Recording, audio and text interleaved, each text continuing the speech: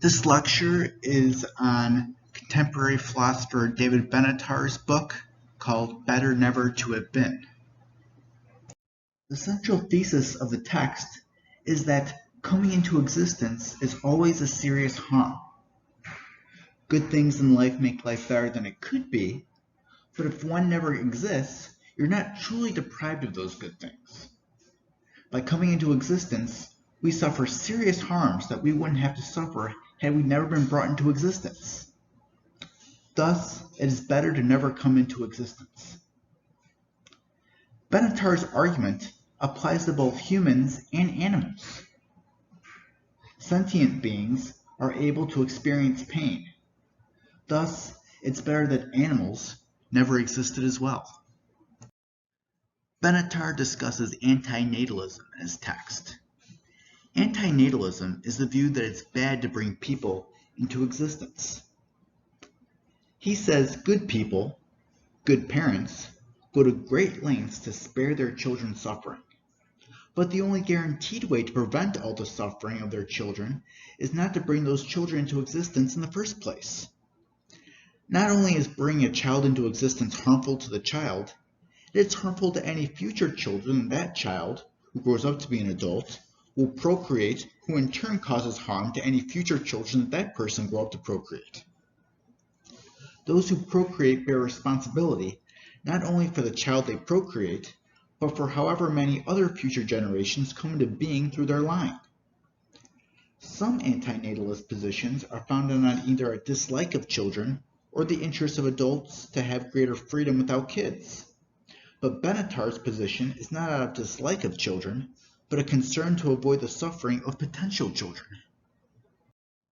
Benatar discusses a pro-natalism bias. He says in some communities, there is considerable peer and other social pressure to produce babies, and sometimes as many babies as possible. Governments sometimes intervene, particularly when birth rates decline to encourage baby making. Here, the concern is there will be fewer people of working age and thus fewer taxpayers to support a larger aging population. The Japanese government has taken action.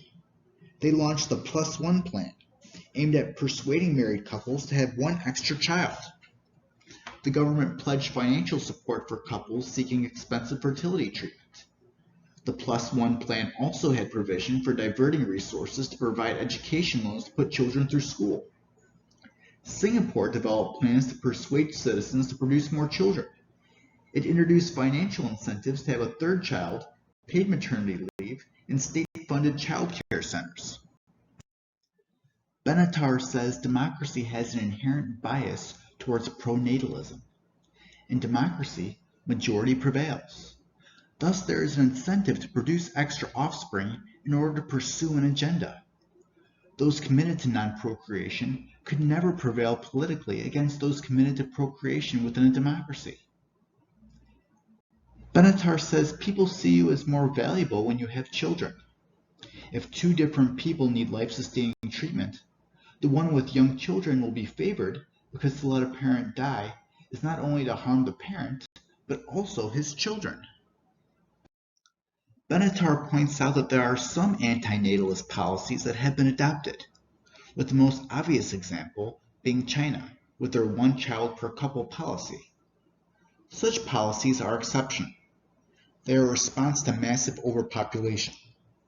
These policies are inspired by concern for existing people, not the position that the world is too horrible a place to bring in children. Benatar says that what he means when he says that somebody would be better off not coming into existence is that non-existence would have been preferable. Just as life could be so bad that dying is preferable, so life could be so bad that never coming into existence is preferable. Benatar takes on an objection that it is a fact of human psychology that very rarely do people prefer to not have existed, even with considerable hardship. Thus, it's not truly harmful to bring someone into existence. Benatar responds that self-assessments on one's life quality are unreliable. He further says that just because a life is worth continuing, it doesn't mean that a life is worth starting. A trivial example of this is a film might be bad enough that it would have been better not to have gone to see it, but not so bad as to leave before it finishes. Thus, there are those who would say that someone who has lost a limb still has a life worth living, but most of those same people would say it is better to not bring someone into existence who would lack a limb. Benatar says we need stronger reasons for ending a life than for not starting. Pain that is so bad that it makes life not worth continuing is usually at a much higher pain threshold than pain that is bad enough to make life not worth beginning. Benatar builds off the following premises to build his argument that existence has no advantage over non-existence and even has a disadvantage over non-existence. His first premise is that the presence of pain is bad. The second premise, the presence of pleasure is good. His third premise, the absence of pain is good, even if that good is not enjoyed by anyone. And the fourth premise, the absence of pleasure is not bad unless there is somebody for whom this absence is a deprivation. Here's a copy of the diagram that Benatar utilizes in his text. The first premise of the argument, the presence of pain is bad, and the second premise of the argument, the presence of pleasure is good, are premises that Benatar sees as uncontroversial. Benatar expands on the third premise of his argument, that the absence of pain is good, even if that good is not enjoyed by anyone, by saying that being spared the pains of existence is more than merely not bad. It is good. By not existing, one is spared of the pains of existence. Thus, we have a duty to not bring suffering people into existence. It is reasonable to not bring a child into the world because life is too painful. In contrast, it is strange, if not unreasonable, to have as a reason for having children to liberate non-existing people from non-existence so the non-existent can be happy. We clearly don't have a duty to procreate as much as possible so we could spare the non-existent from the unhappiness of non-existence. The non-existent not having pleasure isn't bad for them, since they don't exist. Romantic couples can regret bringing a child into existence as well as failing to have children. However, regret a couple has for not having children isn't regret for having deprived a non-existent child of existence. Remorse the couple has for not having children is remorse for themselves that they themselves didn't have the experience of having children. Thus, the reason we are not sad so many potential people are not brought into existence is because the lack of pleasure of the non-existent is not bad. We don't feel sorry for non-existent beings who could have potentially had happy lives. When we hear of an uninhibited island, we don't feel sad for non-existent people who were never born who could have happily lived on the island. We do, however, feel sad when we hear of people suffering on a populated island. Benatar responds to an objection to his fourth premise, that the absence of pleasure is not bad unless there is somebody for whom this absence is a deprivation. The objection goes, those who exist get to receive pleasure, while those who never exist never get to receive pleasure. Thus, those who exist are at an advantage. Benatar responds that the pleasures of the existent, although good, are not an advantage over non-existence, because the absence of pleasures for the non-existent is not bad. Only if the absence of pleasures for the non-existent are truly bad would existing with pleasure have an advantage over the non-existent. Because there is nothing bad about never coming into existence, but there is something bad about coming into existence, non-existence is preferable. Benatar takes on another objection to his fourth premise that says existing can be better than not existing if an existing person achieves more pleasure than pain in life. Benatar responds to the objection by saying that assessing the quality of life is more complicated than how much pleasure or pain a person receives. It is not only the ratio of pleasure to pain that determines the quality of life, but also the sheer quantity of pain. An individual's life of steadily inclining achievement and satisfaction is preferable to another person who starts out bright in the very earliest years, but gets progressively worse. A life in which the pleasures are extraordinarily intense but few, infrequent, and short-lived might be worse than a life with the same total amount of pleasure, but where the individual pleasures are less intense and more frequently distributed across life. The length of life affects the quality of one's life. A longer life may have more stable features than a shorter one with proportionate amount of good and bad. One's life can reach a certain threshold of badness to the point that no amount of goodness could outweigh it because no amount of goodness could be worth that badness. Benatar further responds to the objection that existing can be better than not existing if an existing person achieves more pleasure than pain in life by saying that the objection doesn't work because it doesn't give positive value to non-existence. Thus, non-existence is preferable to a life with any pain whatsoever. Benatar says that our lives have far more harm than people realize, and that even the best lives are very bad. An objection to this is that how can life be so bad that it is always a harm to come into existence when the majority of those who come into existence are pleased that they did? Benatar's response is that self-assessments on life's quality are unreliable. People tend towards optimism due to our ability to adapt to our environment. Evolution explains our positive attitude towards being born. Pessimism tends to not be naturally selected. That's why our assessment of our lives don't reflect our actual quality of life. We tend to recall positive experiences and ignore negative ones and project optimism towards the future. This distorts our judgment of how well our lives have gone and will go. Benatar points out that we compare our well-being with that of others. We aren't reliably assessing our quality of life because we think as long as we are doing as well as the people around us, we are doing well. We overlook certain negative features of our lives because other people share those experiences. Significant periods of each day for a healthy person are marked by negative states like hunger, thirst, bladder discomfort, tiredness, stress, feeling too hot or too cold, and itching. Unless one is eating or drinking so regularly as to prevent hunger and thirst, one is likely hungry and thirsty for a few hours a day, no matter how mildly. Unless one is lying about all day, one is probably tired for a substantial amount of one's waking life. How often does one feel neither too hot or too cold, but exactly right? Since these discomforts are experienced by everybody else too, they are not detected when we assess our level of well-being. Benatar says that little of our lives are characterized by satisfied desires, but by unsatisfied ones. Our desires are not satisfied immediately. We endure a period of frustration before the desire is fulfilled. One must wait until hunger is satisfied.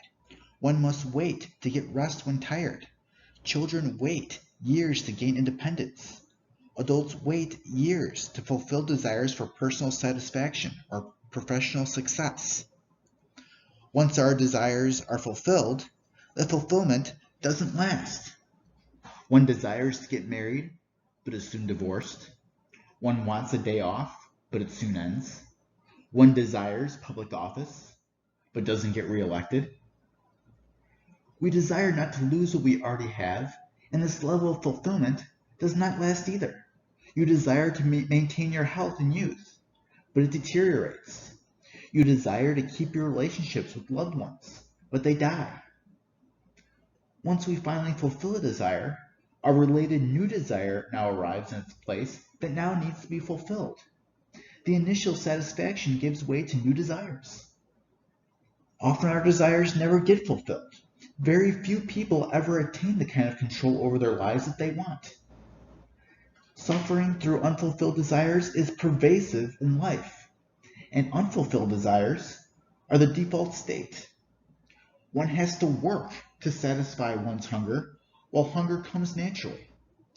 Once we satisfy our hunger and thirst, bowel and bladder discomfort ensues naturally. Benatar anticipates an objection that while much of our time is spent trying to achieve what we don't yet have, we also find satisfaction in the striving of trying to fill our desires. Benatar responds by saying that there are things we desire that nobody reasonably enjoys the process of achieving, like battling cancer. Who actually wants to fight the battle, enduring the treatment and side effects, and all the while not knowing if it will be successful? Benatar acknowledges that there are those who enjoy the process of fulfilling their desires. For example, there are those who enjoy the process of writing a poem or a book. There are gardeners who enjoy growing vegetables. However, it is probably the case that we merely think that we enjoy the process or don't mind the process as much due to the effects of Darwinist evolution where the optimistic survive. Also, Benatar says not everyone enjoys the process. There are people who only enjoy the end product of writing a poem or a book and dislike the process.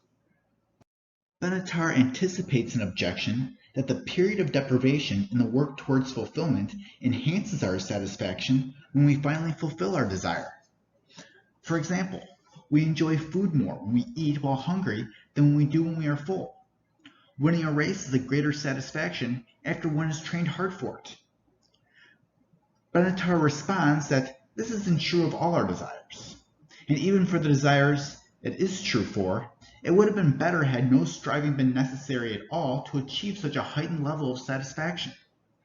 For example, after having one's freedom suppressed for a long time, one enjoys their freedom all the more. However, it would have been better had one's freedom not been suppressed at all. Thus, one's pleasure heightened after being deprived of something for a time doesn't really show that we're better for having unfulfilled desires. We can imagine a better possible world where we can attain such a level of pleasure without having to work for fulfillment. Benatar observes that what we take to be a good life is limited by what we can expect. Since no one lives to be 240 years old, people tend to think that not making it to 240 still means you have lived a good life. But why limit our understanding of a good life to only that which is in our reach? For example, if someone's lived to 80 years old, it's understood that they have lived a good life. It's reasonable to reach 80 years old, and some get there. But why can't a good life necessarily entail that which is outside of our reach, like living to 240 years old, and simply no one ever achieves a good life? Benatar says our lives are meaningless. From the standpoint of eternity, we are but a blip on the radar of cosmic time and filled with suffering. There are those who would find this intolerable and suggest our lives could be meaningful from the standpoint of making an impact on human history. Thus, a life devoted to the service of humanity can be a meaningful life from the perspective of human history, even if from the perspective of eternity, it is not. There are also those who find subjective satisfaction in leading lives that do not help humanity and find this pursuit meaningful. For example, the man who dedicates his life to counting blades of grass on everyone's lawns. This would be seen as meaningful from the perspective of the grass counter, but meaningless from the perspective of human history. Benatar says, from the perspective of eternity, both the philanthropist and the grass counter have truly lived meaningless lives. Benatar dedicates a portion of his text on the amount of suffering globally. He focuses on human suffering, but also includes the suffering of animals who share our planet. He points out that if you multiply the amount of deaths by the number of family and friends who survive to mourn and miss the departed, the amount of suffering in the world is incomprehensibly more than we would have thought. For every one charmed life, there are millions of wretched lives. Benatar says we have a duty to not procreate. He acknowledges there are those who believe there are a few lives out of many that are worth starting. However, Benatar says that even if there were a few lives worth starting, you cannot tell in advance whether a life you create will turn out to be one that was worth starting. The costs of error are too great given how bad all other lives are. Benatar points out the duty to not bring people into existence is contrary to some of our deepest human drives, the reproductive ones. He says we must be aware of the power these drives have to bias us in the favor that childbearing is acceptable. We should not take the widespread contentment of humanity for coming into existence as justification for having children. And he uses an example: a slave being content being a victim of human trafficking would not make their contentment justification for slavery. Benatar says given the harms of coming into existence, we are engaged in a mass self-deception. Benatar says while there is a moral duty to not have children, there can still be a legal right to have children. It is argued that procreative prohibition simply would not work. People would find ways of breaking the law, and there would be so much personal intrusion that it would not justify the benefits. Benatar implies that while it may be unwise to have the government ban all procreation, the government should at least intervene when it comes to those who would be brought into existence with serious disorders or diseases. He says we should not treat harm caused by reproduction differently than similar harm caused in other ways. Many societies would not tolerate behavior that put others at risk of so serious a harm in non-reproductive contexts, so it should not be tolerated in the reproductive context. Benatar believes we need to reconceive the limits of reproductive freedom. When considering whether a risky reproductive practice, like conceiving a child who will be handicapped, should be protected by a right to reproductive freedom, we should ask ourselves whether taking that risk of harm would be permitted in non-reproductive contexts. If it would not be permitted in non-reproductive contexts, we should not allow it in a reproductive context either. Benatar takes on an objection that there is a danger that selective prohibition on procreation would be applied to the disempowered, while the powerful would not hold themselves to the same standards. Benatar replies by saying that there is a cost to not prohibiting the most harmful reproduction, which is the harm to those who are born. Thus, we should prohibit harmful reproductive conduct when it is reasonable to do so, but be cautious of possible biases in the process. Benatar acknowledges that there are three ways that human extinction might be thought to be bad. The first way is that where extinction is brought about by killing, it would be bad because killing cuts life short. The second way is that whichever way extinction is brought about, it might be thought to be bad for those who precede it. The third way is that the state of extinction might be thought to be bad in itself, because a world with no people is regrettable. Discussing the first way that human extinction might be thought to be bad, that where extinction is brought about by killing, it would be bad because killing cuts life short, Benatar comments that unless people's lives are not worth continuing, cutting their lives short makes their lives still worse. One adds an early death to all the other harms of coming into existence. Addressing the second way that human extinction might be thought to be bad, and that whichever way extinction is brought about, it might be thought to be bad for those who precede it, Benatar says it would be better if there were no more people, and it'd be better if human extinction happened sooner rather than later. However, Benatar acknowledges the last generation to die out will bear heavy burdens. Its hopes and desires for a future beyond itself will be eliminated. They would live in such a world where the structures of society would gradually break down. A decrease in population can result in a decrease in the quality of life. With a large population of older citizens that aren't productive, a lower birth rate can result in a smaller younger generation that cannot produce enough to sustain a quality of life for the entire population. There would not be a younger working generation for growing crops, preserving order, running hospitals and homes for the aged, and burying the dead. A decrease in population can also lead to a lack of community necessary for our social needs. In some situations, failing to bring people into existence can make the lives of existent people a lot worse than they otherwise had been.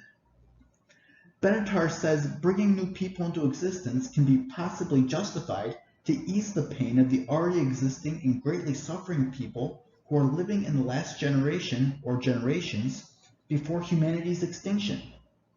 However, this is only done to slowly phase out the human population, and we're not at that point yet. While the last generations of people who exist prior to extinction will endure much suffering, it is still better to have humanity go extinct sooner rather than later. A quicker extinction will spare the human race much suffering it would have to endure if it continued on. The third way that human extinction might be thought to be bad is that the state of extinction might be thought to be bad in itself, that a world with no people is regrettable. A world without humans would be worse because the world would lack rational deliberators and the world would be less diverse. Benatar responds by saying, what is so special about a world that contains people? Benatar says that humans valuing a world that contains beings such as themselves says more about their own inappropriate sense of self-importance than it does about the world's value. It is not clear how a less diverse world is worse when there would be no people left to be deprived of that diversity. Even if people and human diversity enhance the world, it is highly implausible that their value outweighs the vast amount of suffering that comes with them. Benatar responds to an objection that the view we should stop bringing people into existence is counterintuitive. He says that our intuitions are often unreliable, a product of mere prejudice. Views that are taken to be counterintuitive in one place in time are often taken to be obviously true in another, like in the case of slavery being wrong. How reliable of an intuition is it that procreation is acceptable if it allows the infliction of great harm that could have easily been avoided? We have good reason to believe our pro-natalist intuitions are a product of non-rational evolutionary processes. Those who believe we shouldn't procreate are less likely to reproduce. An objection to Benatar's worldview is that it's weak and self-indulgent, that it's important to count our blessings, make the most of life, and look on the bright side, and that Benatar fails to do that. Benatar's response is that not only is his worldview self-regarding, but it is also other-regarding and preventing others from being born. That there is nothing in his view that says we should not count our blessings, if that means being grateful that our life is not any worse than it could be. And he sees that there may be some benefits in recognizing this. But counting one's blessings is not so compelling when it entails deceiving yourself into thinking that you are lucky to have come into existence. It's like being grateful you are in the first-class cabin on the Titanic as one awaits one's descent into a watery grave. It may be better to die in first class than in steerage, but not so much better to count oneself very lucky. Benatar says his view does not exclude taking morally illicit pleasure whenever one can. Our lives are very bad, but there is no reason why we shouldn't try and make life better. Benatar says coming into existence is bad, in part because it leads to the harm of dying. A challenge to this is that there are those who say that death is never bad. Epicurus famously argued that death is never bad for the one who dies, because so long as one exists, one is not dead, and once death arrives, one no longer exists. Lucretius argued that since we do not regret the period of non-existence before we came into being, we should not regret the non-existence that follows our lives. Benatar's response to Lucretius's argument is that our particular history, made up of our memories, beliefs, commitments, desires, and aspirations, construct our identity. If we would have come into existence earlier, our history would be so different that we would not be the same person. However, living longer does not involve our personal identity changing, but significantly extending. Those who disagree with the Epicurean position that death is never a harm can hold to one of the following positions. The second option is that death is always a harm. The third option is that death is always a benefit. The fourth option is that death is sometimes a harm and sometimes a benefit. Benatar sees the second option, that death is always a harm, to be implausible. Life could be so bad that it is better to die. Benatar also rejects the third option, that death is always a benefit. Just because someone believes existence is always a harm, doesn't mean that person must hold that death is always a benefit. If the quality of one's life is of a sufficiently high standard, death is not a benefit. Benatar holds to the fourth option, that death is sometimes a harm and sometimes a benefit. But Benatar says his version allows for death to be a benefit more often than most people think. He says the view that coming into existence is always a harm does not imply death is better than continuing to live. Life may be bad enough that it was better not to come into existence, but not so bad that it is better to die. The existing person could have interest in continuing to exist, so the harms that make life not worth continuing have to be severe enough to justify dying. Benatar allows for greater tolerance of rational suicide. This is not to offer a general recommendation of suicide. He says suicide makes the lives of those who are bereaved much worse. Rushing into one's suicide can have profound negative impact on those close to you. So he says we find ourselves in a trap. It is not the case we can simply create new people on the assumption that if they are not pleased to have come into existence, they can kill themselves. This is because once people come into existence and attachments are formed, suicide causes incredible pain. One's life may be bad, but one must consider what effect ending it would have on one's family and friends. However, there are times when one's life can be so bad that it is unreasonable for the interests of loved ones to have the person continue living.